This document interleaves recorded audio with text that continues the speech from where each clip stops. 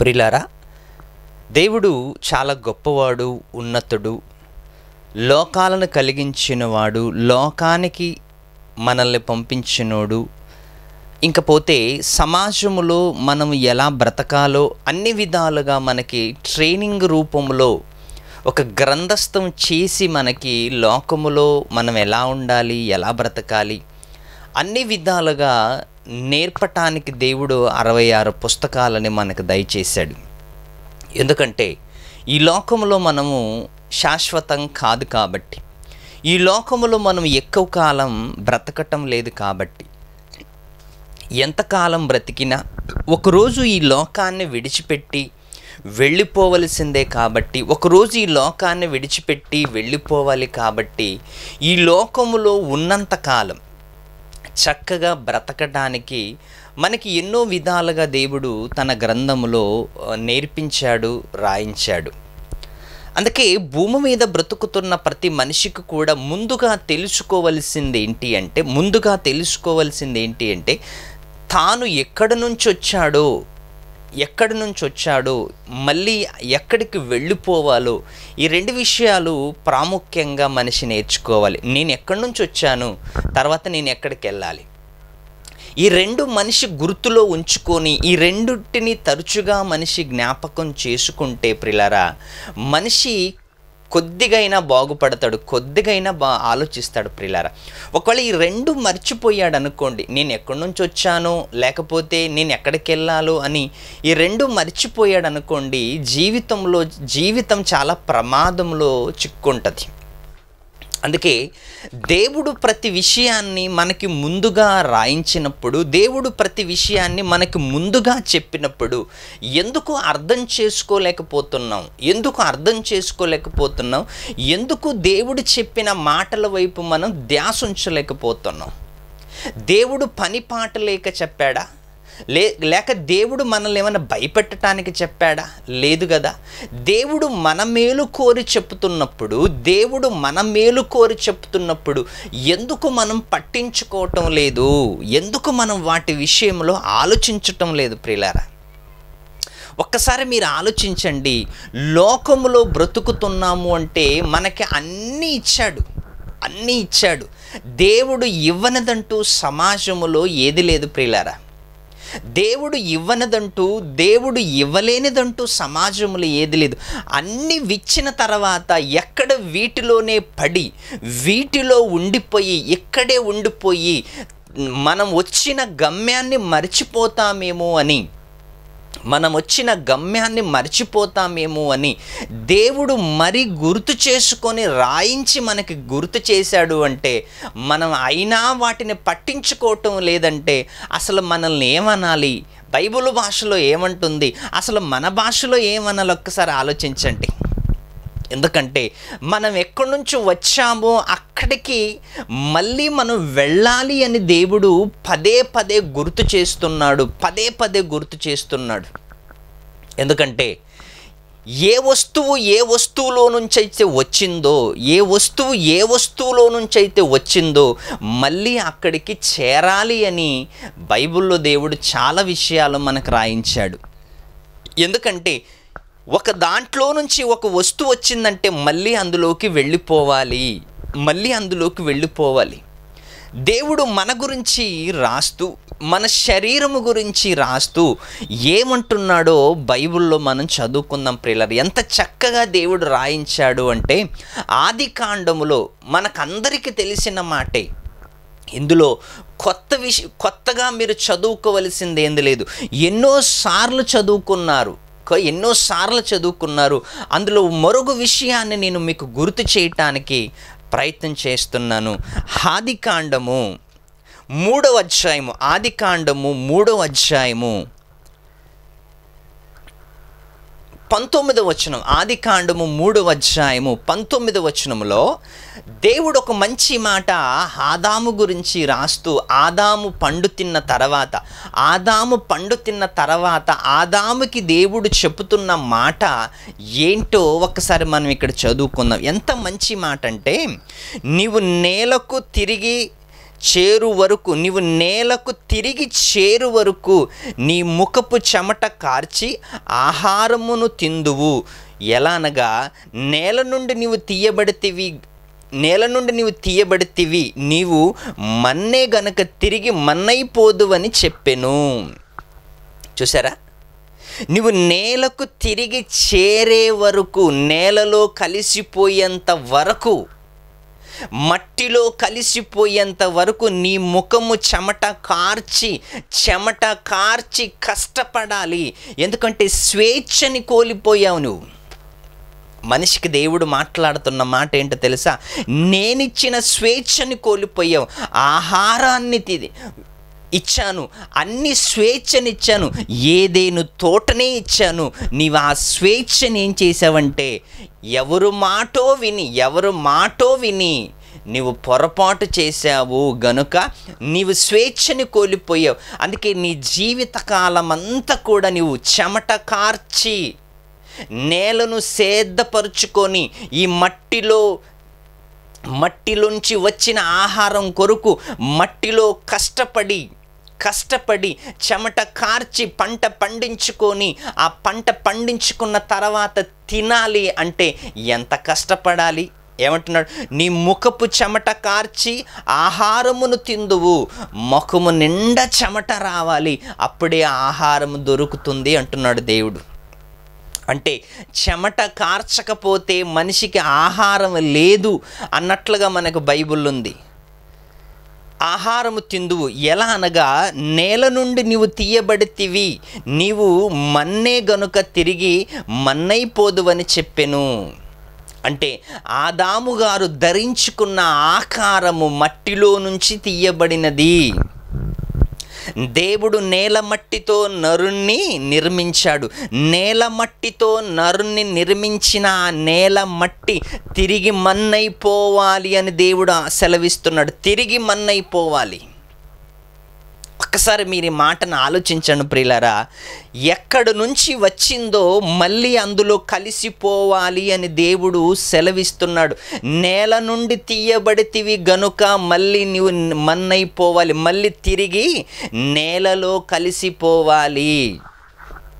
ఆదాము శరీరము నేల నుంచి తీశాడు దేవుడు, మళ్ళీ నేలలో కలిసిపోవాలి. ఈరోజు ఈ ప్రకృతిలో ఏది చూడండి, ఏదైనా కానివ్వండి, ఈ భూమి మీద మనకి కనిపిస్తున్న చెట్టులు, కొండలు, కనిపిస్తున్న రంగుల ఈ విశ్వము అంతా కూడా ఒకరోజు కనిపించకుండా వెళ్ళిపోతుంది అనటానికి ఎన్నో వాక్యాలు మనకి సెలవిస్తుంది బైబిల్. చెట్లు, జంతువులు, ఇవన్నీ దేవుడు ఎక్కడి నుంచి పుట్టించాడు? నేల నుంచి. చెట్లు నేల నుంచి పుట్టించాడు, జంతువులను నేల నుంచి పుట్టించాడు, పక్షులను నేల నుంచి పుట్టించాడు, ప్రాణులను నేల నుంచి పుట్టించాడు, అన్నిటినీ నేల నుంచి పుట్టించాడు. చెట్లను, మరి జంతువులను అన్నిటినీ నేల నుంచి పుట్టించాడు.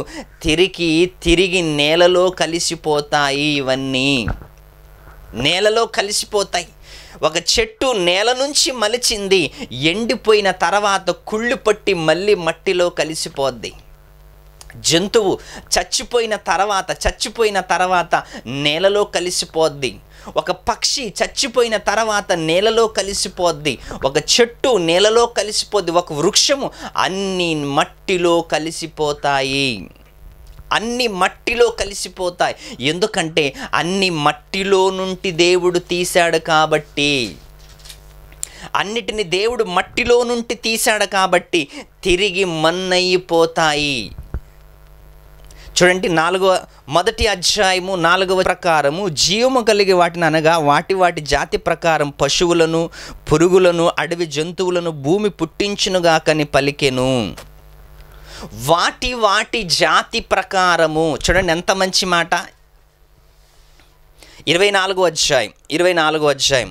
వాటి వాటి జాతి ప్రకారము జీవము గల వాటిని అనగా వాటి జాతి ప్రకారం పశువులను, పురుగులను, అడవి జంతువులను భూమి పుట్టించునుగాకని పలికెను. ఆ ప్రకారమాయను భూమి పుట్టించునుగాకని పలికెను. ఏంటి? మృగములను, పక్షులను, జంతువులను అన్నిటినీ భూమి పుట్టించునుగాకని పలికెను. ఆ ప్రకారమాయను. దేవుడు నేలకు ఆర్డర్ వేశాడంట. వాటి జాతి ప్రకారం జీవము గల వాటిని అన్నిటిని అనగా జీవము కలిగిన ప్రతి వాటిని భూమి పుట్టించాలి. ఏమిటి? జంతువులైనా, పక్షులైనా, పురుగులైనా ఇవన్నిటిని ఎందులో నుంచి దేవుడు పుట్టించాడు అంటే నేలలో నుండి పుట్టించాడు, మట్టిలో నుండి పుట్టించాడు. అందుకే ఏదైనా మరణిస్తుంది అంటే మట్టిలో కలిసిపోతుంది. ఏదైనా చెట్టు ఎండిపోతుందంటే అది మట్టిలో కలిసిపోతుంది. ఒక పక్షి చచ్చిపోయిందంటే కొన్ని రోజులు బయట కనిపిస్తుంది, తర్వాత మట్టిలో కలిసిపోతుంది. చూసారా? ఎక్కడి నుండి తిరిగి వచ్చిందో మళ్ళీ అక్కడికి తిరిగి చేరాలి అని వాక్యము మనకి ఖచ్చితంగా సెలవిస్తుంది. ఆదాము గారితో దేవుడు ఇదే మాట్లాడుతున్నాడు. నీవు నేల నుండి తీయబడితివి గనుక మళ్ళీ నీవు నేలకు తిరిగి చేరుదువు. నువ్వు నేల నుండి తీయబడితివి గనక మళ్ళీ తిరిగి నేలకు చేరుదువు. అంటే మనిషి దేహము, మనిషి ఆకారము మట్టితో తయారు చేయబడినది గనుక మళ్ళీ తిరిగి మన్నైపోవాలి. ఎక్కడి నుంచి అయితే దేవుడు తీశాడో అన్నీ మళ్ళీ అక్కడికి కలిసిపోవాలి. ఏమండి? ఒక్కసారి మీరు ఆలోచించండి. చెట్లన్నీ నేలలో కలిసిపోయాయి అనుకోండి. చెట్లన్నీ కూడా, చిన్న చెట్టైనా, పెద్ద చెట్టైనా, పెద్ద వృక్షమైనా, ఏదైనా అన్నీ మట్టిలో కలిసిపోయాయి అనుకోండి. చెట్లన్నీ మట్టిలో కలిసిపోయాయి. ఓకే. రెండవది, జంతువులన్నీ కూడా మట్టిలో కలిసిపోయాయి. చెట్లు, జంతువులు, పక్షులు, పురుగులు అన్నీ మట్టిలో కలిసిపోయాయి. ఇంకపోతే కొండలు, పర్వతాలు ఇవన్నీ కూడా మట్టిలో కలిసిపోయాయి అనుకోండి. కొండలు, పర్వతాలు అన్నీ మట్టిలో కలిసిపోయాయి. మరి మనుషుల ఆకారములన్నీ కూడా మట్టిలో కలిసిపోయాయి. జంతువులు మట్టిలో కలిసిపోయాయి. వృక్షములు మట్టిలో కలిసిపోయాయి. పెద్ద పెద్ద పర్వతాలు మట్టిలో కలిసిపోయాయి. ఇంకేముంటుంది భూమి మీద? ఇంకేం కనిపిస్తుంది? అంత ఆరిన నేల కనిపిస్తుంది. అంత ఆరిన నేల, చెట్లు లేనప్పుడు, గడ్డి లేనప్పుడు, ఏ ఫలవృక్షాలు లేనప్పుడు అన్ని మట్టిలో కలిసిపోయిన తర్వాత భూమి మీద ఎలా ఉంటుంది తెలుసా? ఆకారము కనిపిస్తుంది. ఏ ఆకారం? మట్టి ఆకారం. ఎక్కడికి వెళ్ళినా మట్టే, ఎక్కడ చూసినా మట్టే. చెట్టు లేదు, మనిషి లేదు, కొండ లేదు, ఏమీ లేదు, అంతా మట్టే కనిపిస్తుంది. అంతా మట్టే. ఎందుకంటే తిరిగి మట్టిలో చేరాయి కాబట్టి, మట్టిలో నుంచి వచ్చాయి కాబట్టి తిరిగి మట్టిలో చేరాయి. మన్నైపోయాయి అన్నీ. మట్టిలో నుంచి వచ్చినవి తిరిగి మట్టిలో చేరాయి. ఏమంటే పెద్ద పెద్ద పర్వతాలు మట్టిలో కలిసిపోయాయి. పెద్ద పెద్ద వృక్షాలు మట్టిలో కలిసిపోయాయి. మనము ధరించుకున్న ఆకారము కూడా మట్టిలో కలిసిపోయింది. ఇప్పుడు చదవండి ఆ మాట. ఆదికాండం 3వ అధ్యాయము 19వ వచనం. నీవు నేలకు తిరిగి చేరు వరకు నీ ముఖము చెమట కార్చి ఆహారమును తిందువు.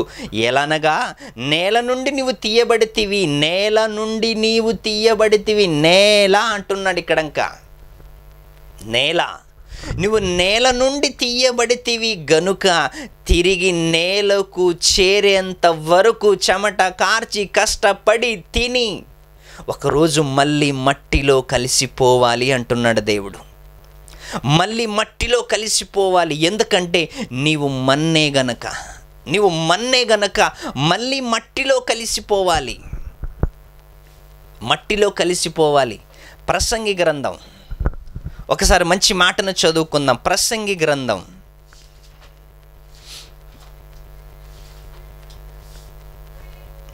మొదటి అధ్యాయం, ప్రసంగి గ్రంథము మొదటి అధ్యాయము. చూడండి దేవుడు ఎంత మంచి మాట మనకు రాయిస్తున్నాడు. క్షమించండి, ప్రసంగి గ్రంథము 12వ అధ్యాయము 7వ వచనం. 12వ అధ్యాయము 7వ వచనం. ప్రసంగి గ్రంథము 12వ అధ్యాయము 7వ వచనం. మన్నైనది వెనకటి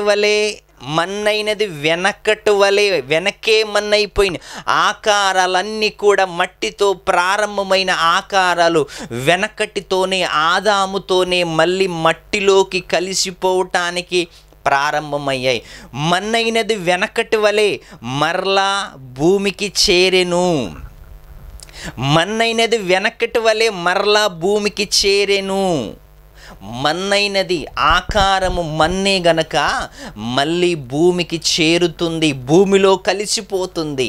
ఎక్కడి నుంచి తీయబడ్డావో అక్కడికి మళ్ళీ చేరుతుంది. ఏమంటే ఒక్కసారి ఆలోచించండి. ఎక్కడి నుంచి తీయబడ్డావో మళ్ళీ అక్కడికి చేరుకుంటుంది అంటుంది అది బైబుల్. ఏమంటుంది? మన్నైనది వెనకటి వలె మరలా భూమికి చేరును. ఆత్మ దాని దయచేసిన దేవుని యొద్దకి మరలా పోవును. ఆత్మ దేవుడి దగ్గర నుంచి వచ్చింది అంట. మట్టి శరీరము మట్టిలో నుంచి వచ్చిందంట. మన శరీరము మట్టిలో నుంచి వచ్చింది. శరీరాన్ని నడిపిస్తున్నా, శరీరాన్ని కదిలిస్తున్నా, శరీరాన్ని మాట్లాడిపిస్తున్నా, శరీరము ఎంతగానో పనిచేస్తున్న ఈ శరీరాన్ని నడిపిస్తున్నది ఆత్మ. అది పరమాత్మ నుంచి వచ్చినదంట. పరమాత్మ నుంచి వచ్చిన ఆత్మ మళ్ళీ దేవుడి దగ్గరికి చేరాలి అంటే, దాన్ని నువ్వు దేవుడి దగ్గరికి పంపించాలి అంటే, ఇంకొక విషయం చెప్తాను, మీరు ఆలోచించండి ప్రియులారా. చాలా ప్రాముఖ్యమైన విషయం. మట్టిలో నుంచి వచ్చింది మట్టిలో కలిసిపోతుంది, కానీ దేవుడు నుంచి విడిపోయిన ఆత్మ మళ్ళీ దేవుడిలోకి మాత్రము వెళ్ళదు. మట్టిలో నుంచి వచ్చినది మళ్ళీ మట్టిలో కలిసిపోద్ది, మళ్ళీ మట్టిలో కలిసిపోద్ది. జంతువులు మట్టిలో నుంచి వచ్చాయి, మళ్ళీ మట్టిలో కలిసిపోతాయి. పక్షులు మట్టిలో నుంచి వచ్చాయి, మళ్ళీ మట్టిలో కలిసిపోతాయి. వాటిలో ఉన్నది ప్రాణం, మనలో ఉన్నది ఆత్మ. ఆ ఆత్మ ఎవరి నుంచి విడిపోయింది తెలుసా? దేవుడిలో నుంచి విడిపోయి మనలోకి వచ్చింది. మళ్ళీ దేవుడిలోకి వెళ్ళదు, సపరేట్గా ఉండిపోద్ది. ఇంకా సపరేట్గా ఉంటుంది, సపరేట్గా దేవుడు పక్కన నిలబడుతుంది. ఎందుకంటే మళ్ళా దేవుడిలోకి కలిసిపోదు ప్రియులారా. జంతువులైతే మట్టిలో కలిసిపోతాయి, మట్టి అయితే మట్టిలో కలిసిపోద్ది. కానీ దేవుడి నుంచి వచ్చిన ఆత్మ, దేవుడు దయచేసిన ఆత్మ మళ్ళీ దేవుడి దగ్గరికి దేవుడి లోపలికి వెళ్ళదు, దేవుని లోపలకు వెళ్ళదు, దేవుడి దగ్గరికి వెళుతుంది. ఏమంటుంది బైబిలు? ఆత్మ దాన్ని దయచేసిన దేవుని యొద్దకు మరలా పోవును. దానిని దయచేసిన దేవుని యొద్దకు మరలా పోవును. దేవునిలోకి కాదు, దేవుని యొద్దకు పోతుంది. దేవునిలోకి పోదు ఆత్మ, మళ్ళీ దేవునిలో కలిసిపోదు. నీళ్ళులో కలిసిపోయినట్లు, గాలిలో కలిసిపోయినట్లు, మట్టిలో కలిసిపోయినట్లు, బట్టల్లో కలిసిపోయినట్లు ఆత్మ మళ్ళీ దేవునిలో కలిసిపోదు. ఆత్మ దేవుడి దగ్గర ఉంటుంది. ఎంతకాలం ఉంటుంది అంటే అనంతకాలం ఉంటుంది, అనంతకాలం ఉంటుంది. ఎంతకాలం అయితే దేవుడు ఉంటాడో, ఎంతకాలం అయితే దేవుడు ఉంటాడో అంతకాలము నీవు నేను దేవుడి సన్నిధిలో నిలబడతాము. ఆయనతోనే ఉంటాం. ఆయనతో ఉండాలి అంటే, ఆయనతో ఎదగాలి అంటే, ఆయనతో కలకాలము మనం ఉండాలి అంటే ప్రియులారా, దేవుని వాక్యాన్ని మనము చక్కగా నేర్చుకోవాలి. దేవుడు వ్రాయించిన మాటలన్నిటినీ సంపూర్ణంగా చక్కగా చదువుకోవాలి. మన్నైనది వెనకటి వల్లనే భూమికి చేరిపోయింది. ఎందుకంటే మన్ను కాబట్టి మళ్ళా మట్టిలో కలిసిపోవాలి. తాను దయచేసిన ఆత్మ మరలా దేవుని యొద్దకి పోవాలి అంటే, దేవుడి సన్నిధిలోకి వెళ్ళాలి అంటే దాన్ని పంపించటానికి నువ్వు సిద్ధంగా ఉన్నావా? ఆ ఆత్మను దేవుడి దగ్గరికి పంపించటానికి నువ్వు సిద్ధంగా ఉన్నావు? ఒక్కసారి ఆలోచించండి. సూర్యుడు తూర్పున ఉదయిస్తాడు, మళ్ళీ తూర్పునే ఉదయిస్తాడు. ఏమంటే పడమటన అస్తమిస్తాడు, మళ్ళీ ఉదయము తాను ఉదయించు స్థలమునకు మరలా వెళ్ళిపోతాడు. ఏమండి గాలి దక్షిణమునకు పోయి మళ్ళీ ఉత్తరములోకి వెళ్ళి మళ్ళీ తిరిగి మళ్ళీ అదే ప్లేస్కే వస్తాడు. సముద్రాలు ఏంటి వర్షం అంతా కూడా మన దగ్గరకు వస్తుంది. ఏంటి మేఘాలు ఏంటి సముద్రాలు వేడెక్కి మేఘాల రూపంలో వర్షము మన దగ్గరకు వచ్చి మళ్ళీ నీళ్ళన్నీ కూడా సముద్రములో కలిసిపోతాయి. నీళ్ళు ఎక్కడి నుంచి అయితే వచ్చాయో మళ్ళీ అక్కడికి వెళ్ళిపోతాయి. సూర్యుడు ఎక్కడి నుంచి అయితే వచ్చాడో మళ్ళీ అక్కడికి వెళ్ళిపోతాడు. గాలి ఎక్కడి నుంచి అయితే వచ్చిందో మళ్ళీ అక్కడికి వెళ్ళిపోతుంది. ఆత్మ ఎక్కడి నుంచి అయితే వచ్చిందో అక్కడికి వెళ్ళటానికి దానికొక పని ఉంది. అక్కడికి వెళ్ళాలంటే ప్రియులారా, దేవుడు నియమించిన సత్క్రియలను భూమి మీద చక్కగా చేయటానికి మనం ప్రయత్నం చేయాలి. ఏ సత్క్రియ లేకుండా, ఏ మంచి కార్యము లేకుండా, ఏ సేవ లేకుండా, ఏ కార్యక్రమము లేకుండా ఆ లోకాన్ని స్వాతంత్రించుకోవటం అంటే చాలా కష్టం ప్రియులారా. ఎందుకంటే భూమి మీదకి నీవు వచ్చావు అంటే ఒక పని నిమిత్తం వచ్చావు. భూమి మీదకి నీవు వచ్చావు అంటే ఒక పని కోసం వచ్చావు. ఆ పని కోసము నీవు వచ్చిన నీవు ఆ పని చేయకుండా పరలోకానికి మాత్రం మనం వెళ్ళలేం ప్రియులారా. మట్టిలో కలిసిపోయింది, అది దాని నియమము. కానీ నువ్వు దేవుడి దగ్గరికి వెళ్ళాలంటే నీకొక నియమము ఉంది. నువ్వు పోరాడాలి దేవుని కోసం. అనేక మందికి నీ వాక్యాన్ని చెప్పాలి, అనేక మందికి సువార్తని చెప్పాలి, అనేక మందిని దేవునిలోకి నీవు నడిపించాలి, అనేక మందికి నీవు సువార్తను ప్రకటించి యేసువారి మరణ సమాధి పునరుత్థానాలను ప్రకటించి లోకంలో నీవు ఒక జ్యోతిగా నిలబడటానికి ఏం చేస్తున్నావు ఒకసారి ఆలోచించు. ఈ మాటలు నేను మీకు చెప్తున్నప్పుడు మీరు ఆలోచించాలని నేను చెప్తున్నాను ప్రియులారా. ఎక్కడి నుంచి వచ్చిందో మళ్ళీ అక్కడికి అన్నీ చేరిపోతున్నాయి కదా. ఎక్కడి నుంచి వచ్చాయో మళ్ళీ అన్నీ అక్కడ కలిసిపోతున్నప్పుడు మరి నేను దేవుడి దగ్గర నుంచి వచ్చాం, మళ్ళీ దేవుడి దగ్గరికి మనం వెళ్ళాలి కదా. మరి దేవుడి దగ్గరికి వెళ్ళాలి అంటే భూమి మీద నువ్వు ఎవరి కోసం కష్టపడుతున్నావు, ఎవరి కోసం జీవిస్తున్నావు, ఎవరి గురించి నువ్వు ఆలోచిస్తున్నావు, ఎవరిలో నువ్వు నడుస్తున్నావు, ఎవరి గురించి కష్టపడుతున్నావు, ఎవరి గురించి నీవు ఆలోచిస్తూ గడిపేస్తున్న ఉన్న సమయాన్ని మిత్రమా, చాలా కాలము విలువైన కాలాన్ని దేవుడు నీకు ఇచ్చాడు. విలువైన కాలాన్ని దేవుడు నీకు ఇచ్చాడు అంటే నువ్వు ఎంత విలువైన వాడవో నీవు ఆలోచించు. ఒక్కసారి. ఈ భూమి మీద మనమందరూ కూడా దేవుడి కోసం పుట్టాం కాబట్టి దేవునిలో ఎదగటానికి మనం ప్రయత్నం చేయాలి. ఏమండి చెట్టులు, జంతువులు, మృగాలు, పక్షులు అన్నీ కూడా మట్టిలో నుంచి వచ్చాయి. ఆఖరికి మన ఆకారము కూడా మట్టిలో నుంచి వచ్చింది. అన్నీ తిరిగి అక్కడికి చేరతాయి. నువ్వు నేను పరమాత్మను నుండి వచ్చిన వాళ్ళం కాబట్టి నీ ఆత్మైనా నా ఆత్మైనా దేవుడి దగ్గర నుంచి వచ్చినది కాబట్టి మళ్ళీ దాన్ని అక్కడ తీసుకెళ్ళాలి. మనం అందరూ అక్కడికి వెళ్ళాలి అంటే దేవుడు నియమించిన సత్క్రియలను శ్రద్ధగా ఆసక్తితో చేయటానికి మనం ప్రయత్నం చేయాలి. చక్కటి జీవితాన్ని దేవుడి కోసం మనం బ్రతకాలి. నేను తిరుగుబోతువాడిని, నేను పాపిని, నేను వ్యభిచారిని, నేను అలాంటోడిని ఇలాంటోడిని, దేవుడు ఇలాంటి వారిని చేరదీశాడు. దేవుడు ఇలాంటి వారిని దగ్గర తీసుకున్నాడు. దేవుడు ఇలాంటి వారిని మార్చాడు. దేవుడు ఇలాంటి వారి కోసమే పరలోకం సిద్ధం చేశాడు. నలిగిన వారికి, నలిగిన వారికి ఏమండి తమ పశ్చాత్తాపముతో దేవుడి దగ్గరికి వచ్చిన వాళ్ళకి, దేవుడాని వచ్చిన వాళ్ళకి దేవుడు ఎప్పుడు కూడా చేయి విడువడు ప్రియులారా. అందుకొక్కసారి ఆలోచించండి. ఆత్మ దేవుడి దగ్గరికి చేరాలి, ఆకారము మట్టిలోకి వెళ్ళాలి.